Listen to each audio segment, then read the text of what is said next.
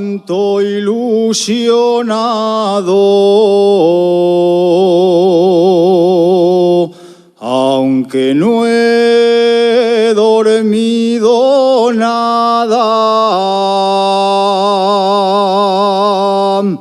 Los nervios no me han dejado. Ya está aquí la temporada.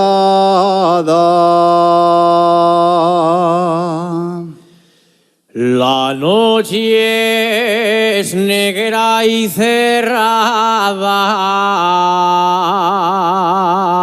y aún no ha amanecido.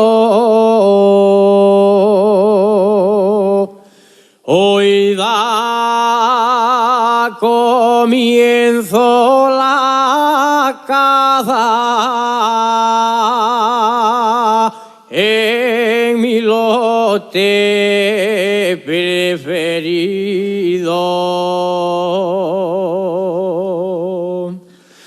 Ha despejado la niebla, se colocaron los puestos, los monteros no dan tregua. Ya se escucha, estad atentos. Los sabuesos y grifones demandan con alegría. Da gusto escuchar los sones, sones de una cacería. De mi abuelo y de mi padre heredé yo esta afición, y por donde voy la llevo arraigada al corazón. Después de mucho trabajo, los perros han levantado en una zona de escajo cubierta por arbolado.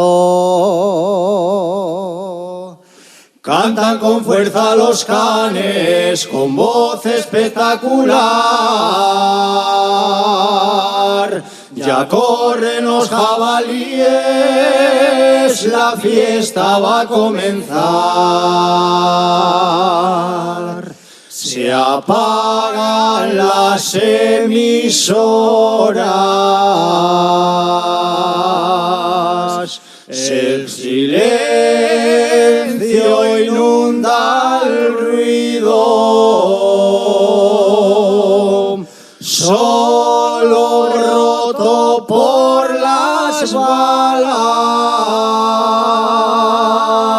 que una pieza han abatido. Los sabuesos y grifones demandan con alegría. Da gusto escuchar los sones, sones de una cacería. De mi abuelo y de mi padre heredé yo esta afición, y por donde voy la llevo arraigada al corazón. Y por donde voy la llevo arraigada al corazón.